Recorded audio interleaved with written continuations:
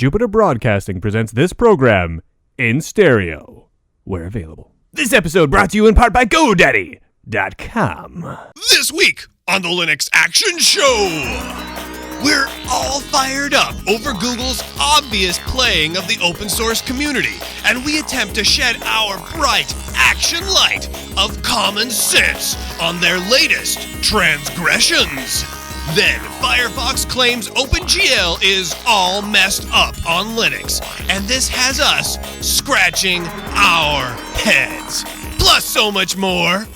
Oh, this week on the Linux Action Show!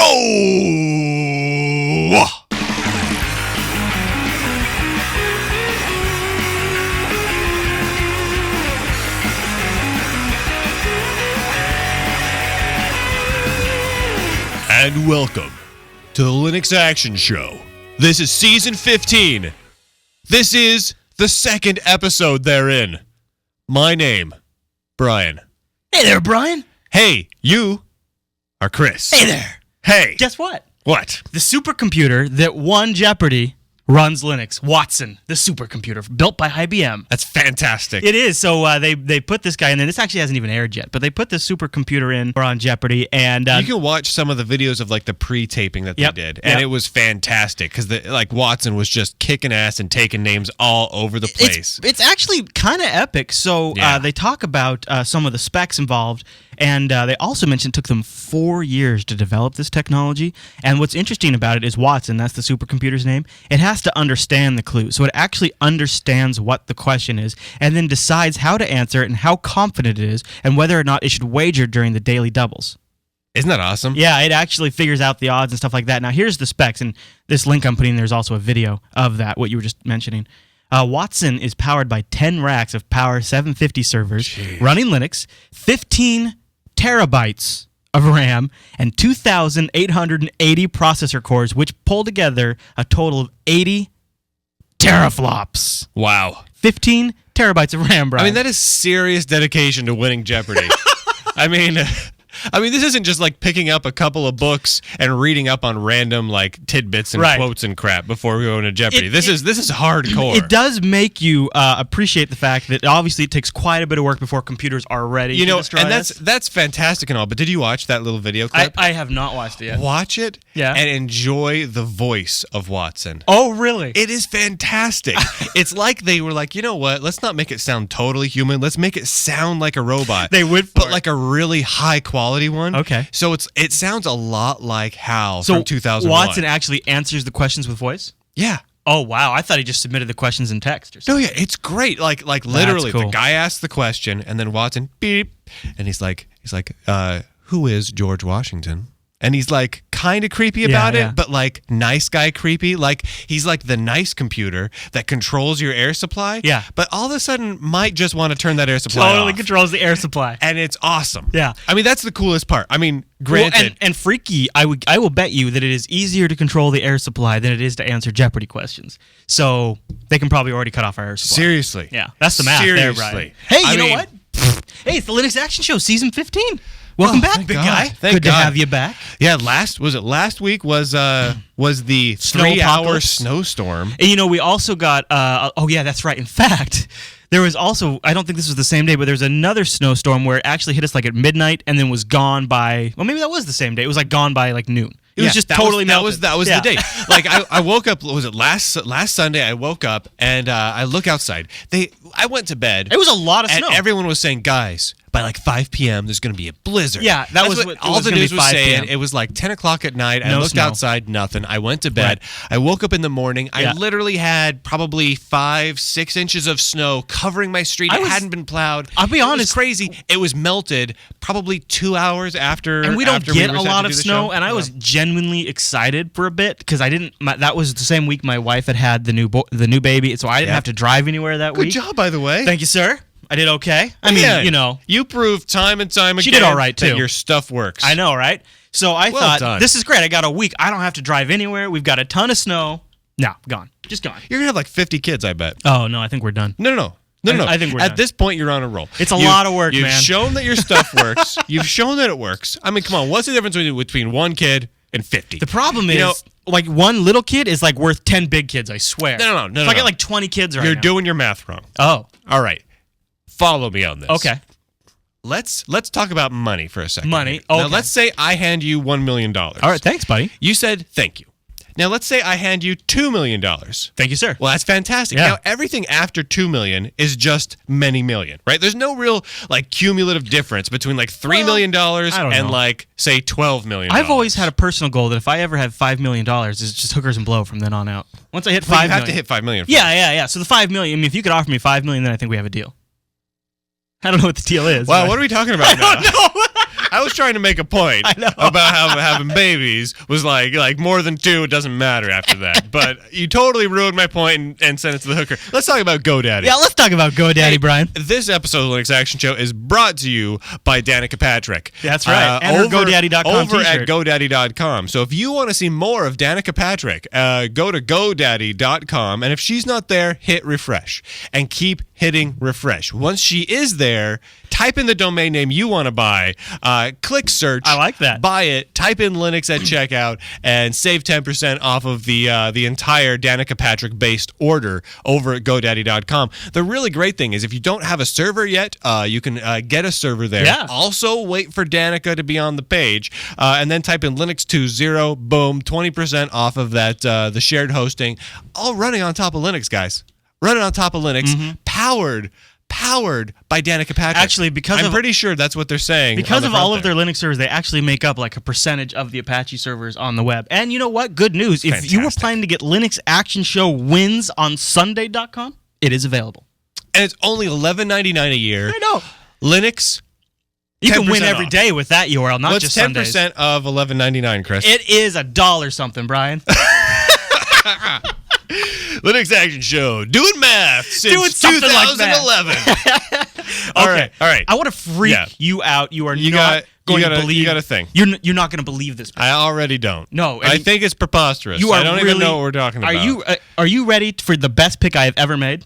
I am not. Okay, well here you go. I'm going to lay it down. All right. I want to talk about Prey. Now you're probably familiar with like Lookout Security and You mean Prey, the video game? No, not the Where video aliens game. attack, Right. and like you're like good memory. You're like a Native American guy, Yep. and you take And there's you some kick the Native teleporting American- involved, right? Oh, there's lots of Yeah, teleporting. yeah. It's No- great. And then there's like gravity fields that Yes. go up and down. Good game. Not that game. Oh, No, I'm talking about it's something for your machine that they never made that game for Linux. No. That was a mistake on their part. I agree. feel. I agree. But What this, are we talking about? This lets you track a stolen or lost Android device or Linux, Windows, or Mac machine.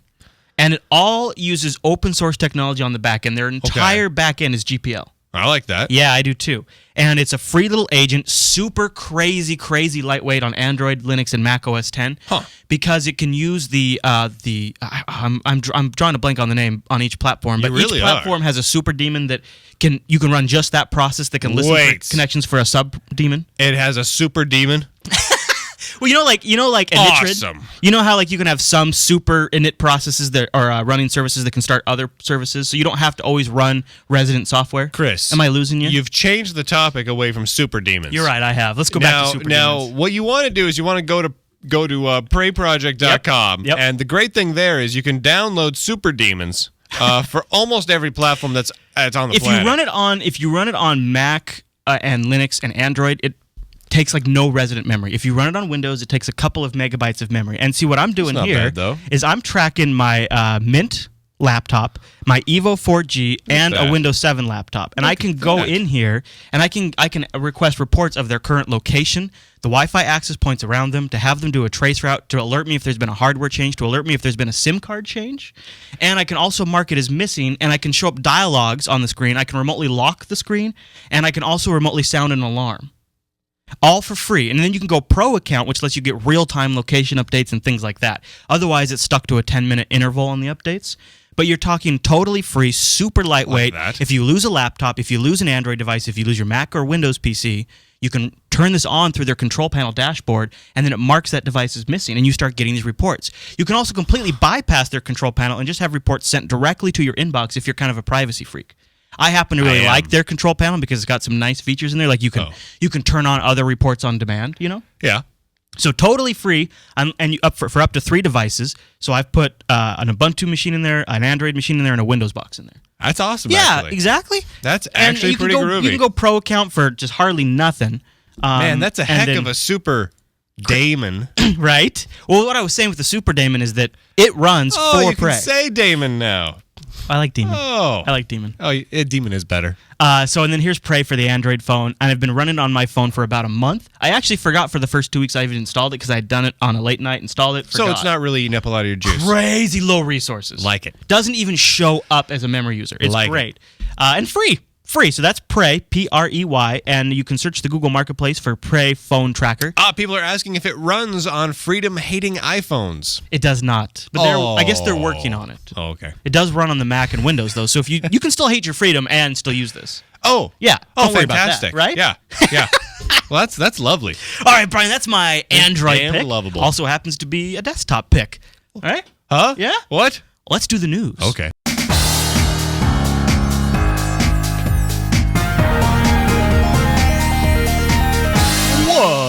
What's new in the news this week? All right, Brian. Yup, story on the news docket for this week.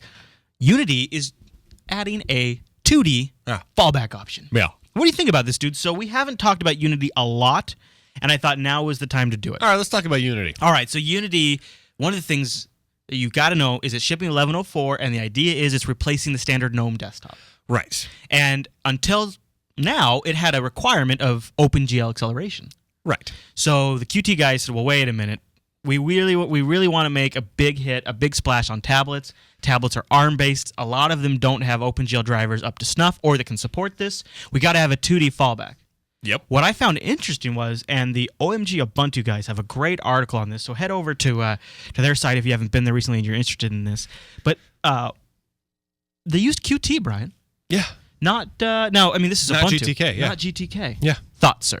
I think that's fine. I think that's great. I mean, honestly, if you're going to make a good UI, a good 2D UI with lots of animations and fade effects and those sorts of things, Qt is a much better framework for that than GTK is. To do it in software without having hardware acceleration? Totally. Is that what it is? The Qt guys have done an awesome job at providing a lot of really cool animations and effects and just great looking controls. Yeah.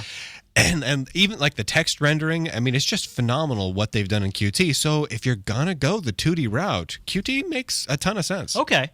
And I guess, this is an example of them just using the best open source technology for the job. There was some people that were a little miffed because I think people are traditionally thinking when I'm writing something for GNOME or when I expect a certain user experience with GNOME, I'm expecting GTK. Right. So it was people's reaction.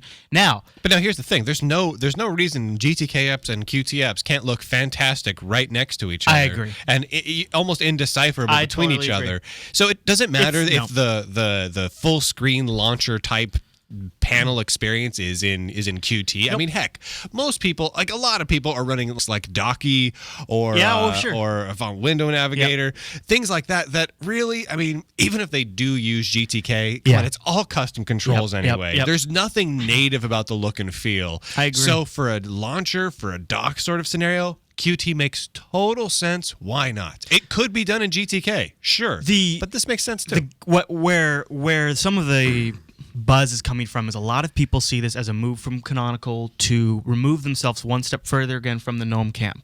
So people are starting to think there's maybe some bad blood happening here. There's no bad blood, man. I say it's a matter of technology. They're engineers. Canonical is trying to make a good system. And they are using whatever they feel is the best at any given point in time. I agree. Obviously, they're not ditching GTK or GNOME. No. I mean, it's all right there. The whole GNOME desktop's right there in Unity. Part of the surprise was people expected... You'll have to excuse me for a second here. You're still healing, For those Brian. listening to the show or watching the recorded version, I actually inhaled Sprite. I have a can of Sprite here. Between breaks, I was drinking between the segments. Oh, it's all like it keys out a little That's bit, awesome. yeah. Oh man, you can see through me if the Sprite can's there.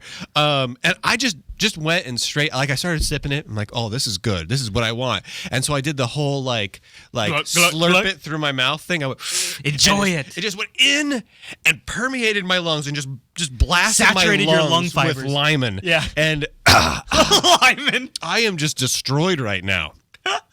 Oh man. So here's one last thing I'll just touch on is a lot of people expected the fallback when there wasn't 3D available. They just expect you to fall back to GNOME Desktop. Right. And now you're going to still stay in Unity. No, but that's that's the thing, consistency. You can still turn off Unity if you want to. But they're adding consistency. Now you're going to have a consistent user experience. And I like that. Yeah. I like that a lot. And I think people are attributing commercial type, like when Google drops H264, everybody's like, oh, it's a strategic maneuver against iOS. Now here's the this one is thing. Just choosing the best technology. They're one engineers. thing that I should say about this. All right.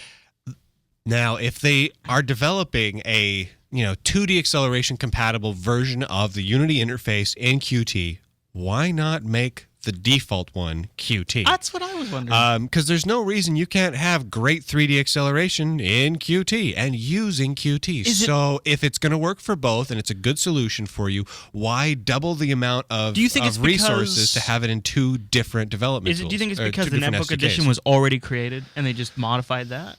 Maybe. But see, honestly, when I look at this, I see this as a good way to hedge your bets on development tool sets and move towards the Qt version being the normal version all over the place eventually. That's what I would do if I was Canonical. And I honestly believe Canonical. And that's a great idea. Canonical has tablets on the brain. I think they see Ubuntu as becoming a very strong tablet platform. Yep. And maybe they have some reasons to suspect that if you become a strong tablet platform, Brian and I personally have high hopes that the other strong Linux tablet platform would be Migo. Right? Yeah. Also Qt. Also Qt. Just saying. There might be a coincidence there because they might be hoping that people can design Qt apps for a Migo-size interface. And move them between them. Yeah. Yeah, and they would be able to. So I could totally see that's another reason why they're going this route. Which is a great way to go. Now, looking at Unity, this really pleases me. Yeah. I like this. I mean, I like where they're going with Unity. I don't know that I'd actually run it by default in its current state, but I like that they're doing it. I like that they're adding a Qt version. I'm not like a Qt over GTK guy. My applications are all GTK. I mean, if I'm going to be biased one way, I'm going to be biased towards GNOME and GTK. Yeah. But I love that they're doing it. So I'm very happy. Well, we need a change-up. We need a desktop change-up. We need somebody to take. We do. We need somebody to take Wayland. We need somebody. We just need these issues tackled. And I think our next story is directly addressing that. Now, to point out though, what are the other distros doing in terms of shaking things up? They're using the same looking version of GNOME for a long time. Fedora's talking about using Wayland. Well, but I don't know what desktop. But I mean, there's got to be more than that. It's a usability change. I mean, if you look at like OS 10 I truly believe it's for Windows tablets. or whatnot, they changed the UI at least to a certain degree over the years. Well, so does Linux though. It's just it's more of a over the years it moves at every things move every. But this is a major change, and I like this a lot. I hear you. That's all I got for that. Now, I think one of the things that Ubuntu is trying to address is some of the issues with X11. In some of this move, and that's also some problems that the Firefox camp is having. In fact, Firefox 4 has come out and said we will not have OpenGL accelerated support for WebGL or our UI under Linux because of buggy X11 drivers, and people are jumping all over this story. So I'll go ahead and read a couple highlights before we read dig some into highlights. I got things to say. So essentially, it comes down to if you are running anything but the proprietary NVIDIA driver, you're not going to get a OpenGL accelerated Firefox UI and WebGL. WebGL is nice. It's an HTML5 standard way to deliver GL graphics through the web without having to use a proprietary plugin. And then also, Firefox wants to improve the performance of the UI through drawing some of it through OpenGL. Sure. They say we tried it, and it just was crashy crash your pantson. Crashy crash. Yep. X11 would randomly crashy crash. Rendering would be randomly buggy bug. I mean, it was bad. Chromium guys come along in this thread, and I got a link to all of this in the show notes if you guys want to read this with your own eyeballs. Chromium guy comes along and says, by the way, I'm a developer for the Chromium project, and we've encountered the same problem that the Firefox team has. He says it's really super lame that when I visit a web page, I can cause X11 to just hang like a full system lockup. He said, we decided it was better not to have WebGL at all than to have that happen. And he said, by the way, that happened when I was using the Intel driver. Now, what Mozilla did is they wrote an environment variable that said, disable OpenGL acceleration unless NVIDIA proprietary driver present. Sure. And they're claiming that OpenGL on Linux is just such a mess that it just is not going to be doable right now. To which I say, Brian, I don't understand why my OpenGL accelerated comp is working just fine right now. And also a wide variety of games and OpenGL accelerated applications that run great in a wide variety. Hell, AMD, Intel, all sorts let me just throw this out there.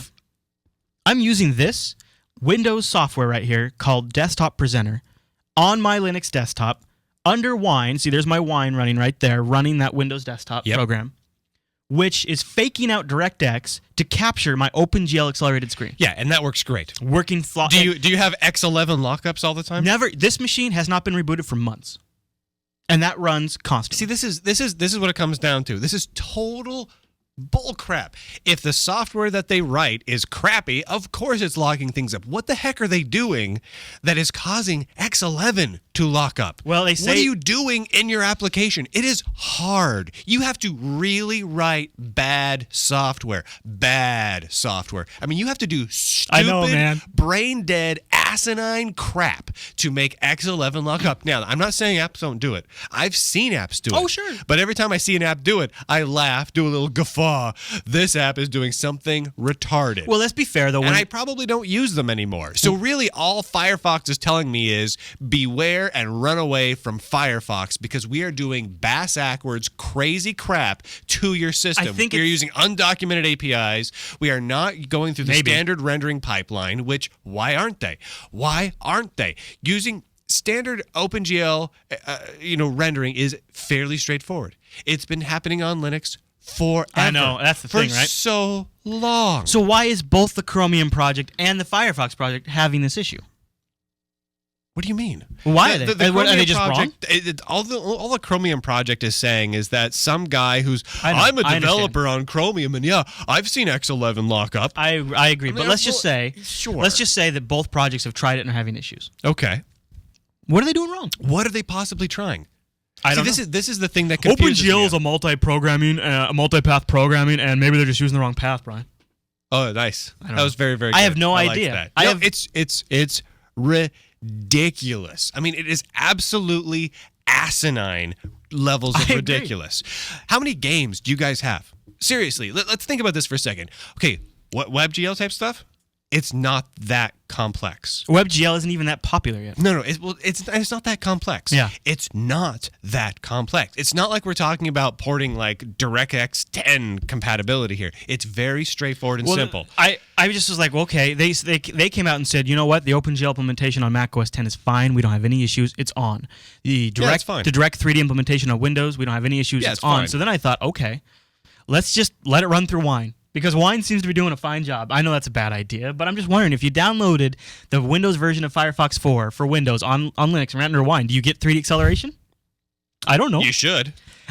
Honestly, all this said, Firefox 4 is actually, and I'm a Firefox hater, is not that bad. They've got a great Firefox sync going. They actually have improved the speed. Flash crashes on me like an SOB. I don't know what that's about. But it's not that bad of a browser.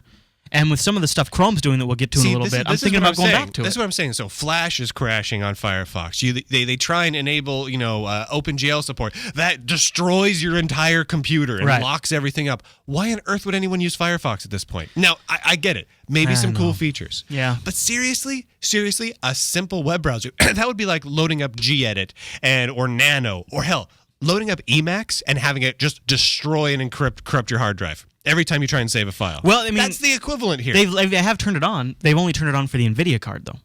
So they got it working with NVIDIA's drivers. So what it sounds like is they coded it to NVIDIA's drivers, randomly tried to run it on an Intel machine, and noticed, oh, this doesn't work, despite the fact that we obviously coded it to not work on this. And then they're like, everybody, this is sucky. Now, granted, this is also, I mean, like remember when Chrome came out? Yeah.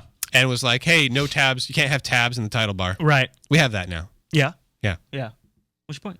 I'm just saying, it sounds a lot, if you read kind of between the lines, with web browser developers. You're saying that up here in the title bar, you're saying they couldn't have a borderless title bar. We said you can't, because of limitations on X11, we have to put a GTK border around our window. Right, that's what they originally said. And they were wrong. And here I am in Linux with Chrome without a border. Oh, and it's all OpenGL accelerated. Oh, yeah. So So what I'm saying here is, it sounds a lot like both the Chrome devs and the Firefox devs go around whining a lot. And they whine about, oh my gosh, you can't make things work on Linux. Oh, software on Linux. It's hard. Oh, you can't use development tools on Linux. On Linux! Are you freaking kidding with right. me? Yeah. So here's the thing. I make software for every platform. Every platform. This is what I do for a living. Yeah. I make software that runs on Mac and Windows and Linux and iPhone and Android and everything. Everything. Yeah. Flash apps. I do 99.9% of it all on a Linux desktop. Right. Because developing software on Linux is easy. Developing software on Linux is well done. Developing software on Linux is a wonderful experience. I've never had issues with OpenGL. I've never had issues with anything else.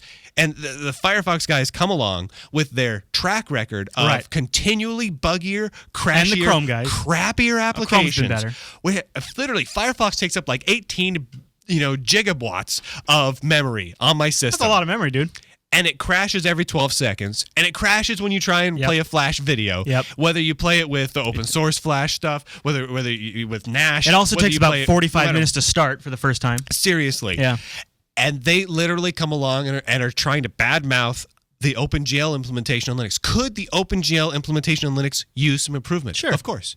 Just like it could use some improvement on Mac. Well, or actually, on Windows. they did say the OpenGL is just awful on Windows too, and the only saving grace is Direct3D on Windows. So maybe it's an OpenGL implementation issue. But see, it works fine. You're right. Again, You're right. Compiz. And why not just Great. use Compiz? Couldn't they render through Compiz like Unity's going to do? It doesn't matter. It doesn't matter. There's why not? There's easy ways to render a bajillion different ways Yeah. of a 3D surface. No big deal. I'm just saying, if they can't manage it, don't reinvent the wheel. Just use a project. Use another open source project that's already solved this problem for you and write to that. But basically, KDE this is Firefox saying, hey, now, and again, I have no problems using the proprietary NVIDIA drivers. I have no qualms with that whatsoever. Okay. There's no moral issue inside of me that says I can't use that. Yeah, same. But just the same, I don't like that NVIDIA is coming along and saying you can only work with the NVIDIA driver. This is not some kick-ass Firefox. game. This is not like Bioshock 3 coming along and saying, you know what? Yeah. We can only eke out the best performance with Yeah, NVIDIA cards, yeah. so that's what we're going to require. Yeah. This is a freaking web browser Yeah. doing very basic 3D shapes I in know. a web scripting language that nobody has ever used before. Seriously, Do you all this like- tells me is I'm never going to use Firefox. Do you like how Firefox sits on their high horse? They make $100 million from search revenue alone. That's despite any other third-party deals that they have. Yep. They sit there and say, well, we're not going to pay the $6.5 million to license H.264 because it's a closed codec. But by the way, if you want 3D acceleration, you have to use a proprietary NVIDIA driver. Yes. Makes no sense to me. Double standard. You know what? I'm all fired up, bro. I'm all fired up. All right. Now we've got. All right. We got more news to get through, don't we? No, I think that was really the last story that I it? wanted to dig through. All right. Because we got stuff coming up next segment. Mm-hmm. I'm gonna just clear my head. I'm gonna drink some more Sprite. Time to take a deep breath. I'm gonna take a deep breath because we got something really fiery. And I don't want to burn a hole in my microphone. Yeah. No. Yeah, I No. agree. All right. So everybody, pause. Go potty break. Come back. Like a little cup of tea, Yeah. peppermint tea or something, not caffeinated, your head will explode.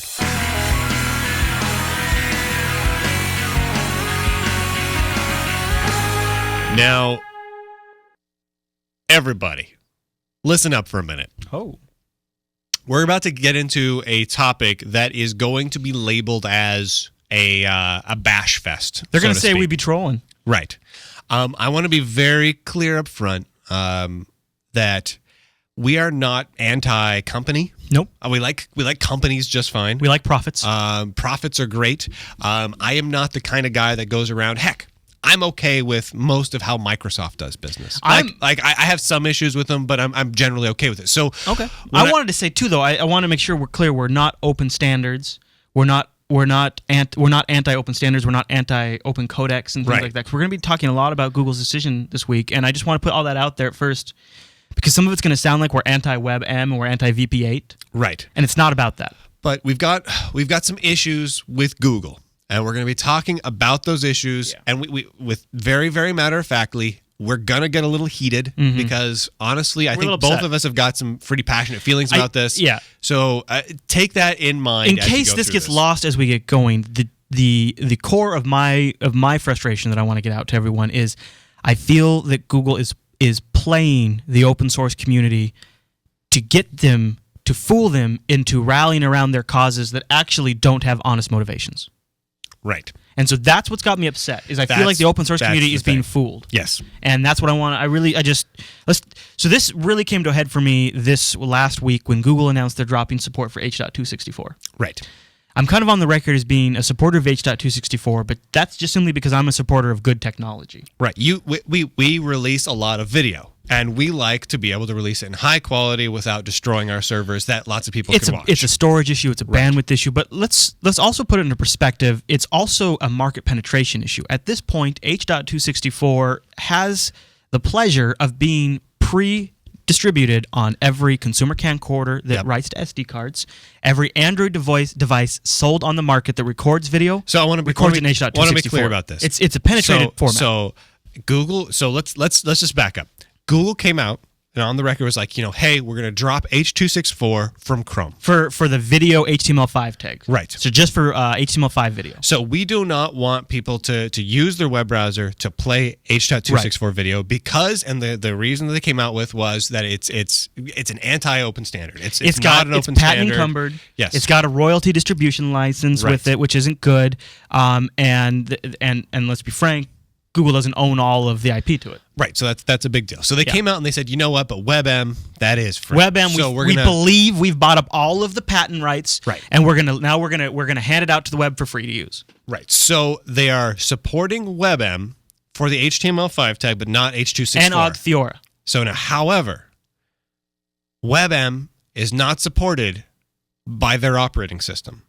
So now by Android. By Android, the operating system that they've been pushing for, and you can record video on it. It records in H.264. Right. Every Android handset. Yep. So Chris mentioned this to me the other day, and I've been doing some digging around trying to find an Android handset that you could record WebM in. Can't. You can't. There's not even. Now here's the big response everybody comes up with. Well, Brian, in Q1 2011, and maybe you didn't know this, but this is Q1 2011. Yeah, that's true. There's going to be hardware chips that are capable of decoding WebM. Okay. That doesn't mean there's a device shipping with that chip. There's no and device. That's decoding, not encoding. So you can't record with it. And there's billions of devices in the market now that support H.264. A ton of them. Every portable player that does video does H.264. And a ton of them with the Google logo stamped right on the back. Like those flip cams built for YouTube. They record in H.264. Oh, it's built for YouTube. Who owns YouTube? Hold on a second. Let me load this up. Oh, Wikipedia over there. What's Wikipedia? Oh my gosh, that's listed as the #1 subsidiary is YouTube. You know what else is on this page? Is you mentioned there that Google earns a total revenue of like 620 something. $497 billion. Tons of money. Now, worth noting that based on their own earnings statements, 99+% of Google's revenue is derived from advertising. Right. Now, that advertising, so let's be clear about this. We're throwing a lot of stuff around right now. Yeah, we are. So, Google is an advertising company. Now, think about this for a second. Why would Google want to ever limit what sort of videos can or can't be played via their own software? Well, I'll tell you. What benefit is there for them? If you can't play H.264 natively in Chrome, so Chrome has about 13% of the market right now. Right. Which is impressive. They've done a nice job with that. So you know in online marketing, there are segments of the market that are known for things like this segment of the market super high tech, spends a lot of money, so we're going to really target ads to them because they really have a good turnaround. That's what the Chrome group of users is considered, and that's how Google brands them to potential advertisers. Okay. So, in fact, I have received an email from Google Chrome that says, optimize your site to work in Google Chrome OS because Google Chrome OS users are, and it lists all of these, first-time adopters, all this stuff. So they're an important segment of the market, that 13%, and it's growing. And when you eliminate the ability to play back H.264, what happens is you then are only able to play H.264 back in the only other means that Google Chrome allows you to do so, and that is with their pre-bundled, built-in, out-of-the-box Flash player. And again, proprietary, closed source, non-standards, Flash player. And it is that now the only supports- way to play H.264. That supports H.264. So Google is not eliminating H.264 Right. playback. They're simply making it harder for people to use H.264 without Flash. So then the argument is, well, people could re-encode to WebM, Brian. But, okay, that 13% of the market can still be served with Flash. So I don't have to change anything. And Jupiter Broadcasting has roughly 700 videos in our back catalog, Right. okay? You figure each video probably took about an hour to 2 hours total to encode. And WebM takes twice as long as H.264 to encode. At least. It actually takes longer than twice, but the new optimized FFM MPEG build is trying to get the time down. But it's still twice as long as X.264, which is what we use today. So if you took 700 videos at 1 hour each to let's just be fair. Let's say it's double, so say 4 hours. Okay. So you took 700 videos, 4 hours times 700 is how long it would take us to re-encode our back catalog to WebM. And here's the thing. And we could not release another video while we do that. We don't have the resources. We're not going to do that math for you right now because we're bad at math. We're very clear about that. And we're a small network. Okay? And we're tiny. There's huge, gigantic corporations that have thousands of videos. Could you in imagine H.264. if like CNN or MSNBC or one of those big networks that has like 1 million videos on their things, and what they would have to do to be able to accomplish that, it is insurmountable. It is impossible. It is at the point where literally they just be like, well, it's not. I guess it's not fiscally viable to keep our website open now. Let's just close it and start a WordPress blog. Your alternative option is deliver all of your content that you already have created and continue to deliver exactly the same way you deliver your content today. Just put it in Flash if you're not already. But good chances are you already are, so you just keep doing the exact same thing you're already doing. You don't have to change a single thing to support Chrome. You just keep using Flash. And now we're looping right back. Brian mentioned the ad revenues. Where does Google, if you look at their filings, where does Google predict a ton of ad revenue to come from? Online video ads. You know those little pop-ups that come up when you're watching a video? Guess who supplies those ads? It's Google. And guess what technology they have to deliver those video pop-up ads? It has to be Flash. There isn't a technology today to deliver those ads via HTML5 video. There's companies working on it, but it's not there yet. It's not deployed. And you would have to get every other browser to adopt that same technology. And nobody's going to want to do that because it's not part of the HTML5 spec. Right. Secondarily, no one else except for Google, Firefox, and Opera will deploy WebM support. This is going to lock us into Flash because of that. Because WebM was developed by OnTube behind closed doors and then bought up by Google. Surprisingly, H.264 was actually developed in the public by a consortium of companies. Yes, evil for-profit companies that do earn a dollar. That dollar is capped at $6.5 million, depending on your size. So at most, Google was paying out $6.5 million to distribute H.264. Well, Google makes about $500 billion a year off ads. So I think they could support and afford that $6.5 million. But now, however, I mean, still, they don't have many millions of dollars. I mean, that's a lot of money to It shell is. out. It is, even if you're making a bajillion bucks. Absolutely. So I get it. You know, maybe they're trying to cut costs. I'm okay with that too. Sure. However, it does strike me as strange that the reason coming out is openness. Is saying openness when they are clearly not embracing openness. Now, on the openness front, how open is Google being right now? Really? I mean, really think about it.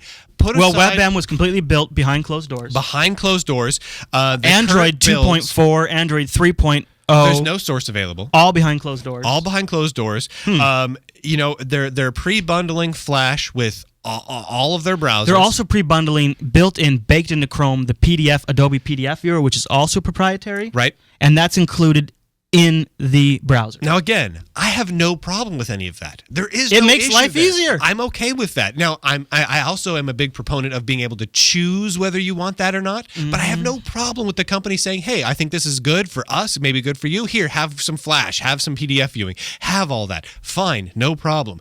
But don't come out and tell me with your mouth full of garbage that you are trying to promote freedom by taking away your ability in one of your 27,000 products, the ability to play one specific file format via one mechanism when you support it via another mechanism in the same product. That is obviously wrong.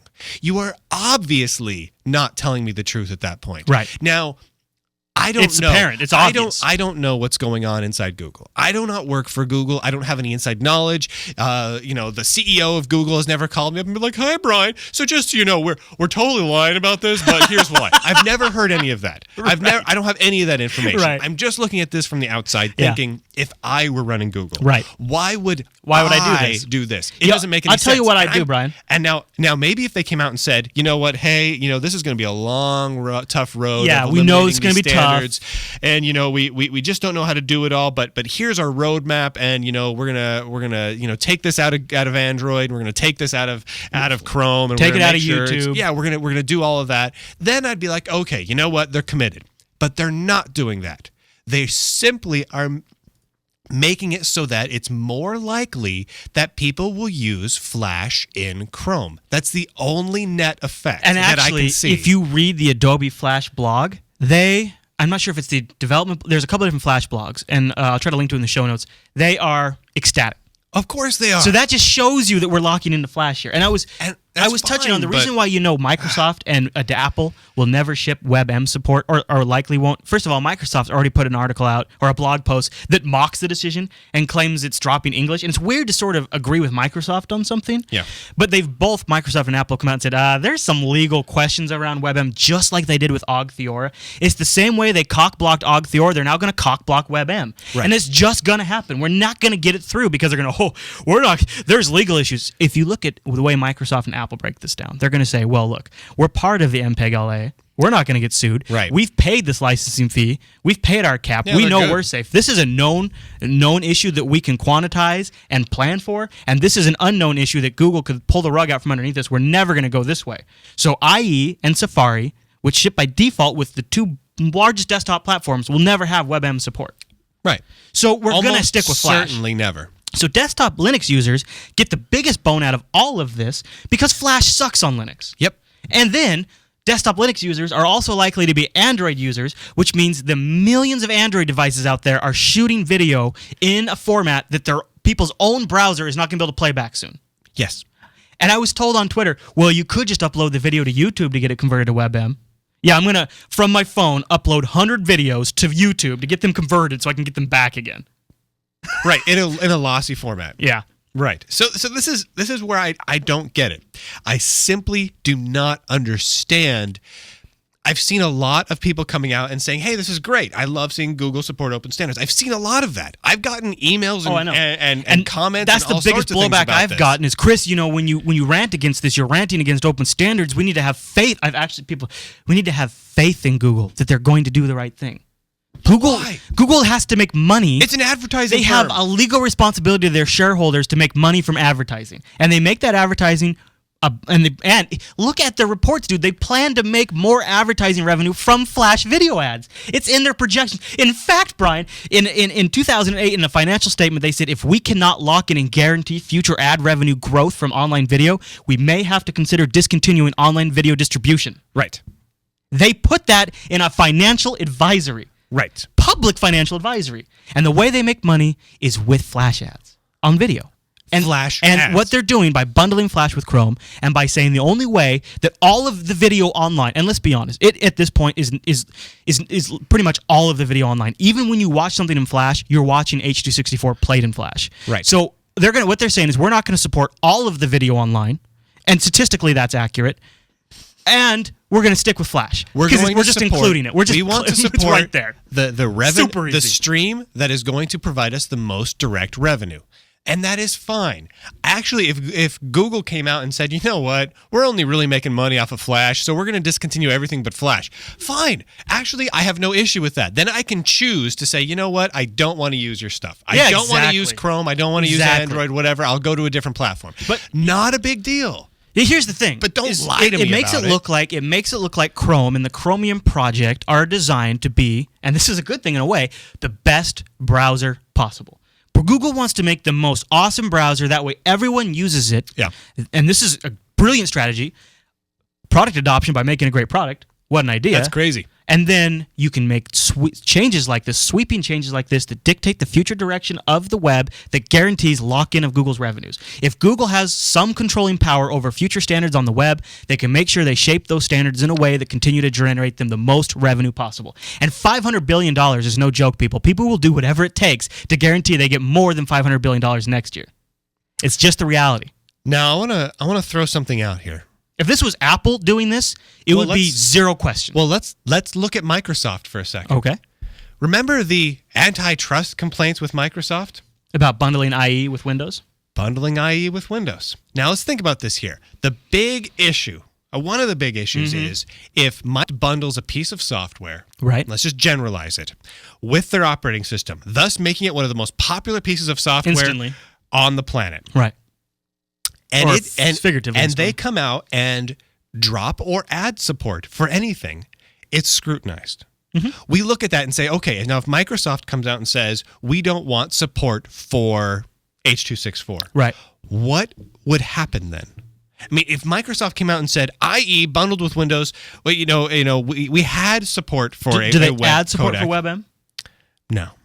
Honestly, they only are modifying and dropping support for things that do not give them a competitive advantage. At that point, they get the bejesus suit out of them. Yeah. I mean, the people Honestly, would I think go they would after them. Yeah, I think they would get attacked. And they would lose, is the thing. And, yeah. Now, Google just did it. Mm-hmm. Google obviously did it in a way that benefits themselves fiscally. But they put the word open in the blog post, Brian, and because they put the word open in the blog post, a large portion of our audience just eats it up. Now, see, they're getting a blowjob from Google. And how dare I dispute the fact that they're getting a blowjob? Oh, look at Google sucking open standards off. That's awesome. It's not that, people. It's not that. And I honestly, this week, I actually got depressed. I actually got a little depressed, and I didn't want to do Jupiter at night the other night because I was so bummed that so many people online are getting completely hornswoggled by this. Yeah. People actually are believing Google's doing this move for them. Yeah. And what I hate is, come on. We're the Linux Action Show. While we may be fairly open to proprietary standards and proprietary projects and companies doing or at least things, we're not closed-minded. I'm not closed-minded. I want to use whatever's best. I prefer to use open standards and open source code wherever I can, and I push towards that regard. And we're obviously open to it. If WebM could take off, if WebM had a chance, dude, I would be on this bandwagon. As an online video distributor, I would love to have WebM. We would be one of the first. And I think, there's people out there. We supported OGG. We still support OGG. Support Theora and Vorbis. Even though technically far less people use it. Far less. 1% of the Linux Action Show audience downloads the OGG Theora. Right. 10% download the OGG Vorbis, the video version. 10% download the OGG Theora version. The rest either download the video, H.264 or MP3. Right. Yeah. But here's the thing. So we're associated with the open community, with open standards, with etc. We get lumped in with supporting Google because of the way Google phrases it. Mm-hmm. So people would automatically assume that we totally support. And if we don't, people get mad. We're wrong because obviously we hate open. Yeah. I like open. What I don't like is being lied to by companies and companies doing things that only affect their fiscal bottom line and then playing us, hurting to our claim it's for us, freedom, to claim it's open. It's just to claim it's promoting freedom because they're shipping H.264. They're just not shipping H.264 used via one tag. They're making you use Flash. They're making you use Flash. They have a partnership with Adobe. People, look it up. It's very, very straightforward. All right. Now, I know one of the responses we're going to get is, well, look, guys, Opera and Firefox never had H.264 support. It's not about that. It's not about that. That's completely. Yeah. First of all, I don't think that every browser should add H.264 support. I really don't. Honestly, Chris, I think you like H.264 a lot more than I do. But then again, I don't do video editing. I don't do the video releasing stuff. I actually do because WebM is an open project. The code's available. I think within a year, if WebM adoption took off, I think it could be technically on par with X264. And I want to make a mention here. X264 is even more significantly advanced than standard H264 that we've been talking about. X264 is now what I deliver our videos in, and it is amazing. It is also an open source project under an open source license, and they've done a complete technical review of the WebM codec, which I will link in the show notes. And they say right now it's technically not comparable. in terms of quality, but I think WebM could. And I would love to see WebM take off. I really, just like I would have loved to have seen Theora take off. It never happened. Right. It can't happen. The ecosystem doesn't allow it. No. iOS is locking people into H.264. Yes. Everything online. Android is locking people into H.264. Microsoft is. Windows Phone 7 is. Right. It's just where we're at. And so people have to deliver via H.264. And that means on Chrome, they're going to have to deliver via Flash, which means we're sticking with Flash for at least a few more years. And here's the thing. I don't dislike Flash. I really don't. I'm probably one of the most pro-Flash guys on the Linux It's awful desktop. on mobile.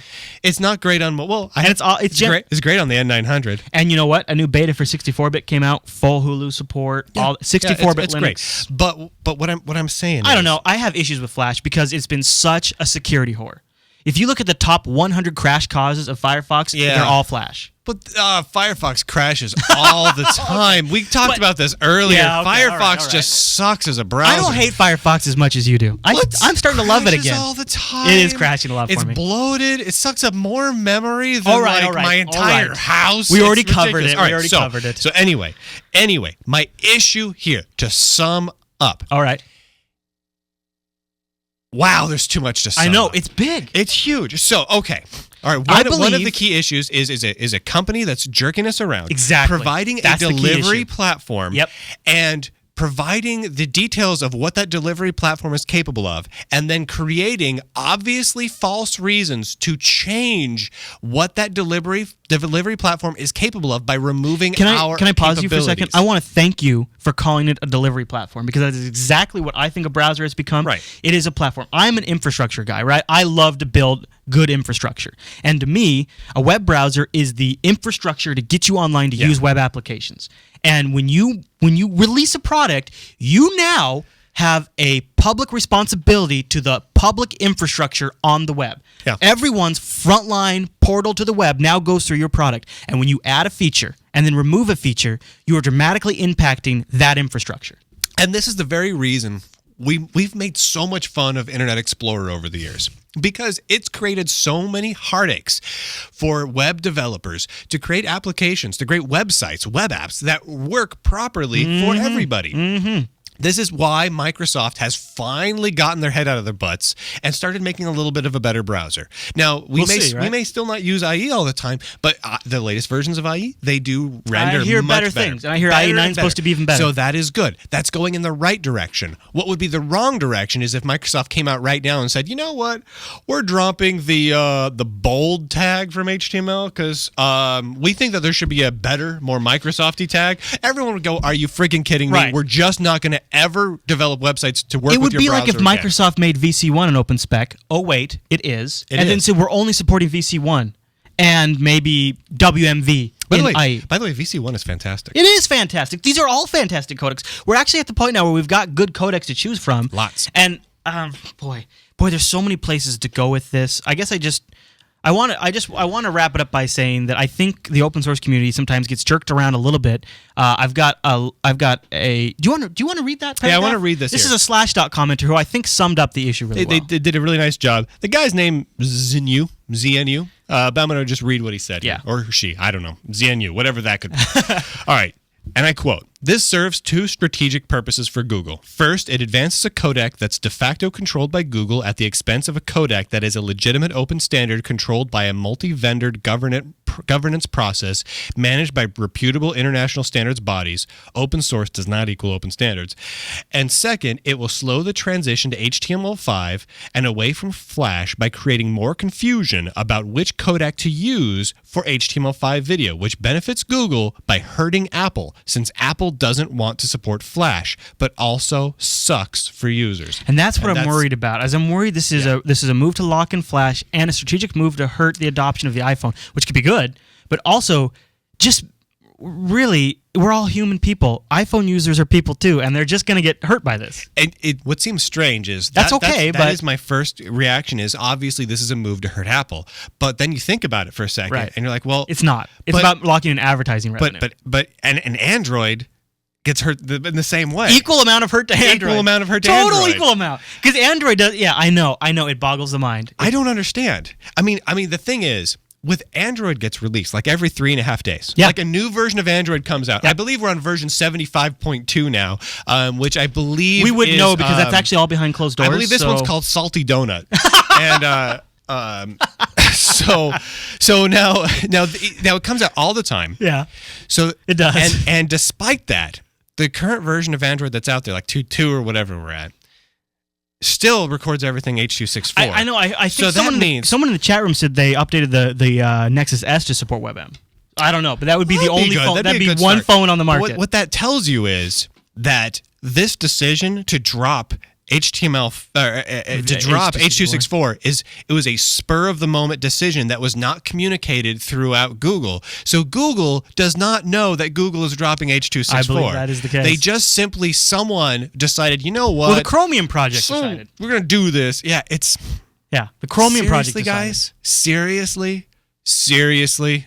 So and Rika in the chat room says that they're adding to WebM support to Android 2.3. Which is only on the Nexus S. Great, and they're removing H.264 support. Well, here's the problem. They have to completely. They should if they're going to follow If through. they ever release anything with H.264 at this point, I can call complete bullshit on everything they've said. Well, here's the thing. There's no hardware chip for WebM in the Nexus S. Doesn't matter. Well, it's going to be a total battery killer. It's going to be CPU based. Doesn't matter. It's ridiculous. It doesn't matter. They've already said that they're willing to hurt users and hurt content providers by restricting their freedoms and what they can deliver content in order to support freedom. Well, you know what's great? Let's just wrap on this. Maybe we should wrap because I think people are probably getting sick. Right. But remember when Google announced on this same blog that they're going to ship Flash, and they said, "Look, guys, Google's all about open standards, but we also want that openness to mean use the web however you want. Yep. Our open take is open for commercial, open for open source. Open for everybody. We want everyone to have a fair, even, competitive platform. So Google has announced we're including Adobe Flash with Chrome. That was the reason. That was the reason.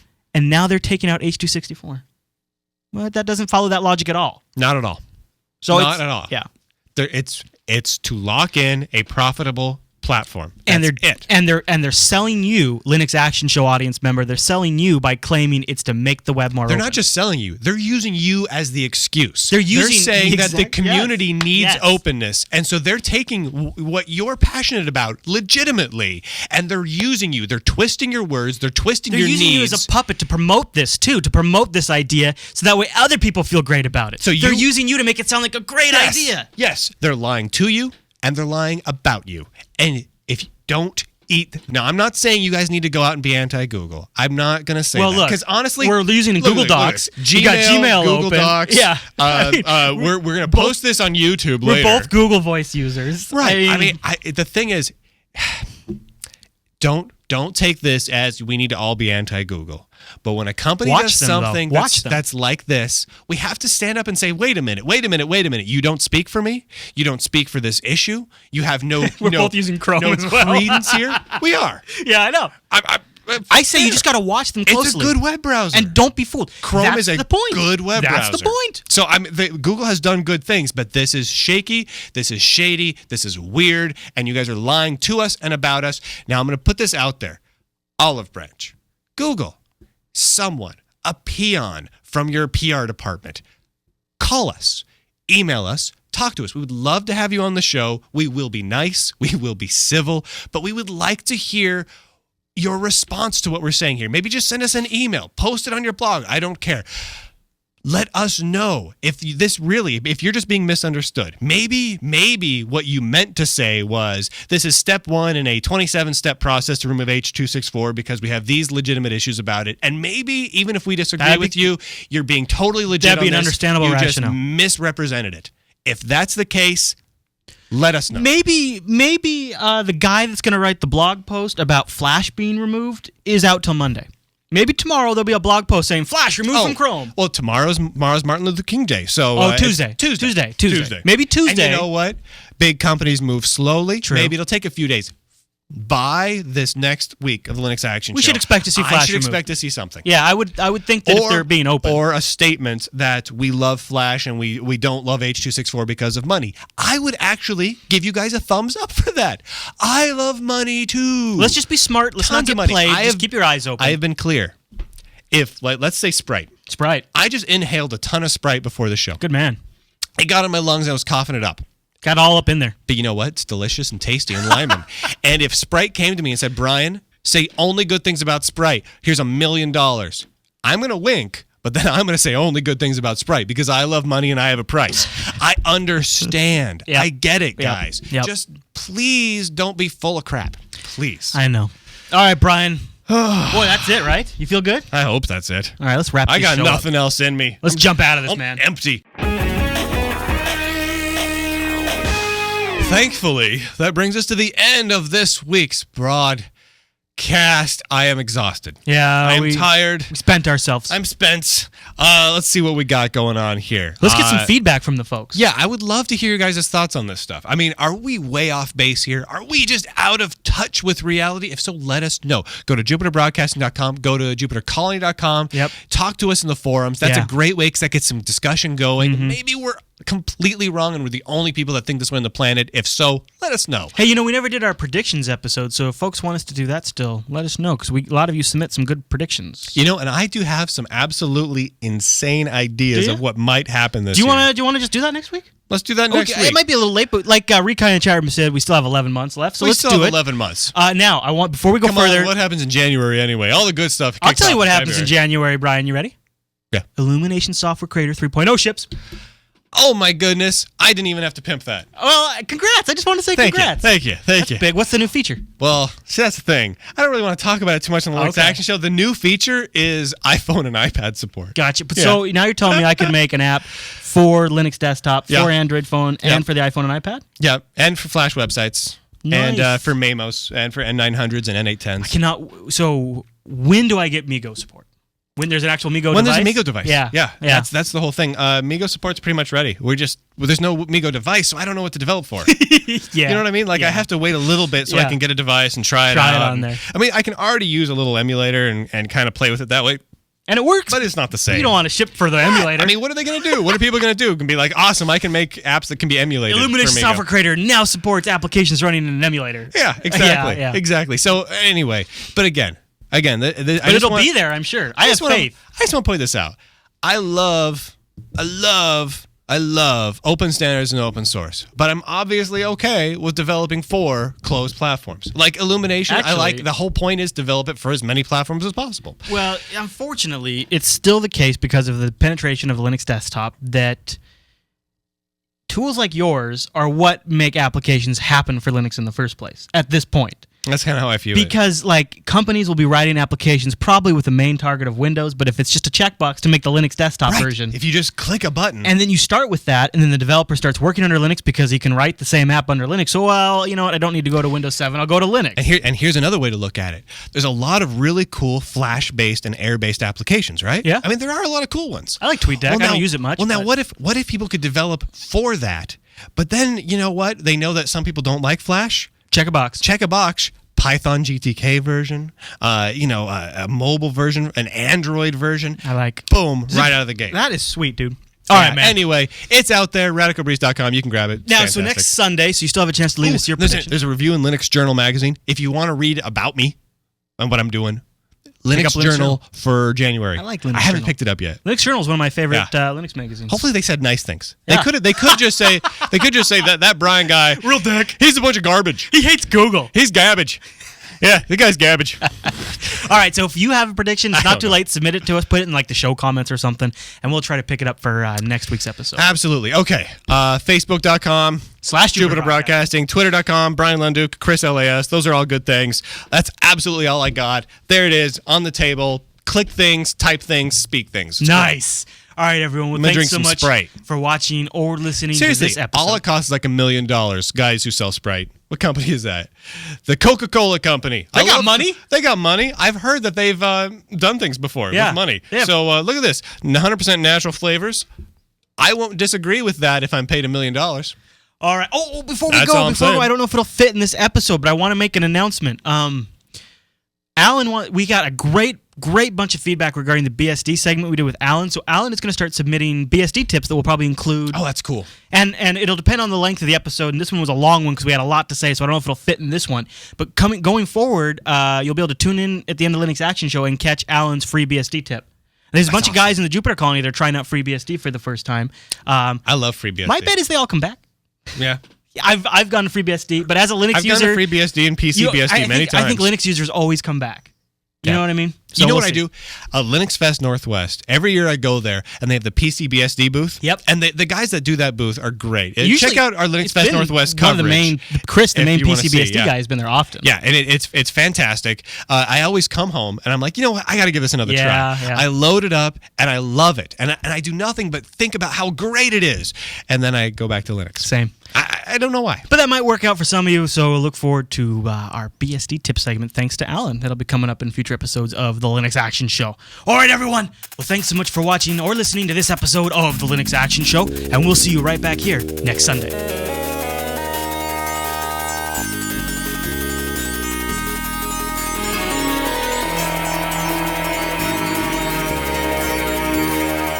My hair's funky, but I like it.